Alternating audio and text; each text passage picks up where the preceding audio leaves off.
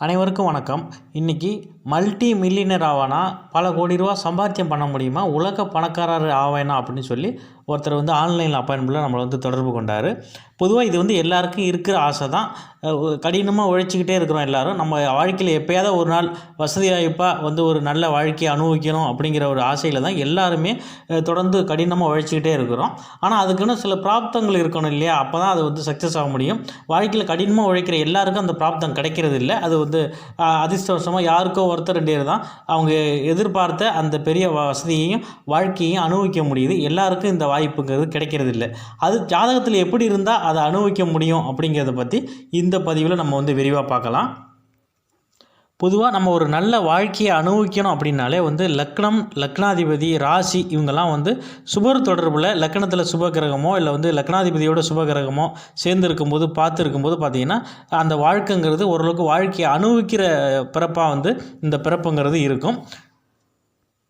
இதில் பார்த்திங்கன்னா 1ஆம் அதிபதி, 5ஆம் அதிபதி, 9ஆம் அதிபதி திரிகோணாதிபதிகள் பார்த்திங்கன்னா பலம் பெற்று இருந்துட்டு இதில் லக்ன ராசியோட சுபர் தொடர்பு பெற்றுட்டாருன்னா இந்த ஜாதகர் உழைக்க இவருக்கு எது வேலை கிடைக்கலனா கூட பரவாயில்ல, ஆனால் அந்த வசதி வாய்ப்போடு அவர் இருந்துட்டு போயிடுவார்.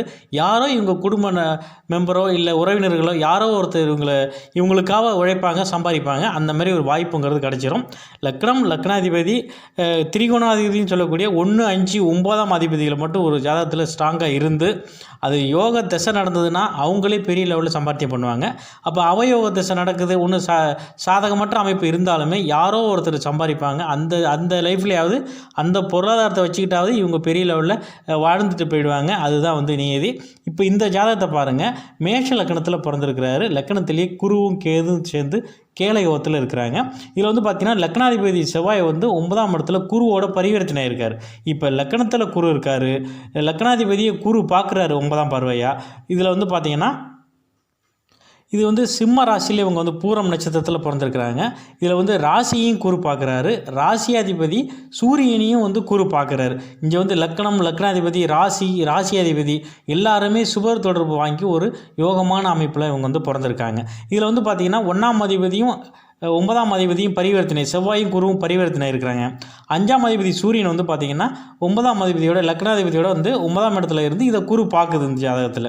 இதில் கேளை யோகங்கிற அமைப்புங்கிறது இருக்குது. இது செவ்வாய் குருவை பார்க்குறதுல குருமங்கல யோக அமைப்பு இருக்குது, சிவராஜ் யோக அமைப்பு இருக்குது. இதனால் பார்த்திங்கன்னா இந்த ஜாதகம் ஒரு மிகப்பெரிய ஆளுமை அதிகார அமைப்பில் போகணும், பெரிய செல்வந்தர பிழைக்கணுங்கிற அமைப்பு இயல்பாகவே இந்த ஜாதகத்தில் அமைஞ்சிருக்கு. நான் இந்த ஜாதகத்தை பார்த்தோன்னே சொல்லிட்டேன், ஐயா இது உயர்நிலை யோக ஜாதகம். இதில் பார்த்திங்கன்னா இந்த மாதிரி அமைப்பெல்லாம் இருக்கிறதுனால நீங்கள் வாழ்க்கையில் மிக உயரத்துக்கு போகக்கூடிய அமைப்பில் இருக்கிறீங்க. ஆல்ரெடி நீங்கள் உங்களோட கோலில் பாதியை கடந்துட்டீங்க சார் அப்படின்னு தான் நான் பலன் சொன்னேன். இதில் பார்த்திங்கன்னா 9ஆம் இடத்துல சூரியன் செவ்வாய் இருக்கிறது. நீங்கள் பூர்வீக இடத்த விட்டு இடம் மாறிட்டீங்க ஐயா.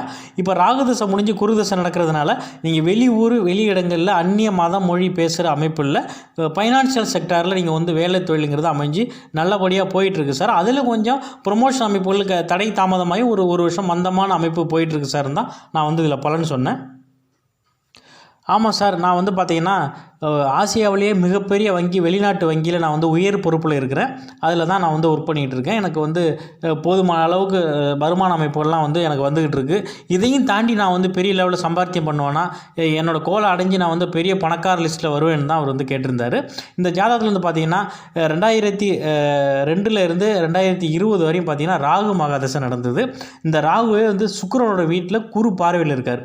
2 மாபெரும் சுபர், அதாவது பார்த்திங்கன்னா 2ஆம் அதிபதியோட தொடர்பு சுக்கிரனோட தொடர்பும் 9ஆம் அதிபதி குருவோட தொடர்பும் வாங்கிய இந்த ராகு இந்த ஜாதகரை பெரிய பொருளாதாரத்தில் நல்ல ஒரு படிப்பு, ஒரு வெளிநாட்டில் ஒரு பெரிய வருமானம் பார்க்கக்கூடிய அமைப்பில் போய் உட்கார வச்சது இந்த ராகு தான். இப்போ பார்த்திங்கன்னா 2020 குரு மகாதசை நடந்துக்கிட்டு இருக்குது. இங்கே குருவும் கேதுவும் சேர்ந்து கேளை யோகத்தில் லக்கணத்திலே இருக்காங்க சார். இது ஒரு யோகமான அமைப்பு. ராகு கேதுவோட குரு சேரும்போது குரு வக்கரமாகனா ரொம்ப பிரமாதமாக வேலை செய்யும். இதில் கேளை யோகம் ரொம்ப பிரமாதமாக வேலை செய்யுது. இந்த குரு திசை ஆரம்பித்தது இன்னொரு பெரிய ப்ரொமோஷன் அமைப்பெலாம் நல்லபடியாக இந்த ஜாதகத்துக்கு போய்கிட்டு இருக்கு.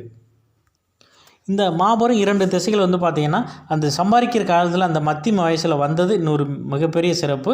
இந்த குரு திசையிலையும் வந்து பார்த்திங்கன்னா ஒரு பெரும்பொருள் சம்பாரித்து பெரிய லெவலில் செட்டில் ஆகிற அமைப்பெல்லாம் வந்து இந்த ஜாதகத்தில் இயல்பாகவே இருக்குது. ஏன்னா இப்போயே அவர் வந்து ஆசிய அளவில் பெரிய வங்கியில் உயர் பொறுப்பில் தான் அவர் இருக்கார். இப்போயே வந்து அவர் பல லட்சங்கள் பல கோடிகள் சம்பாத்தியம் பண்ணிக்கிட்டு தான் இருக்கிறாரு.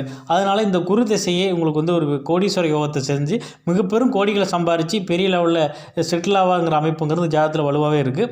ஒரு ஜாதகத்தில் நம்ம எவ்வளோ தான் கஷ்டப்பட்டாலும் அதுக்கான பாக்கியங்கள் நமக்கு வந்து சேருமா, அந்த சொகுசையோ அந்த பெரிய பொருளாதாரத்தை அனுபவிக்க முடியுமா அப்படிங்கிறத முடிவு பண்ணுறது லக்னம், லக்னாதிபதி, ராசி இவங்களோட அமைப்பு தான். அதுவும் இல்லாமல் அதை நம்ம முழுவதுமாக தக்க வச்சுக்க முடியுமா, மேலும் மேலும் அதை தொடர்ந்து நம்ம தலைமுறையை கடந்து அந்த பொருளாதாரத்தை கடத்திக்கிட்டு போவோமா அப்படிங்கிறத முடிவு பண்ணுறது 5, 9 இந்த அமைப்பு ரொம்ப ஸ்ட்ராங்காக இருந்ததுன்னா நம்ம பெரிய பணக்கார அமைப்புக்கும் போக முடியும். நம்மளோட பொருளாதாரம் அடுத்தடுத்த தலைமுறைக்கும் போய் பெரிய செல்வந்தரான குழந்தைகள் பிறந்து அவங்களும் அதை தொடர்ந்து அனுபவிக்கிற அமைப்பும் வந்து அது அவங்களுக்கு கொடுத்துரும். மீண்டும் நான் வந்து உங்களை நல்ல தலைப்பில் சந்திக்கிறேன். நன்றி, வணக்கம்.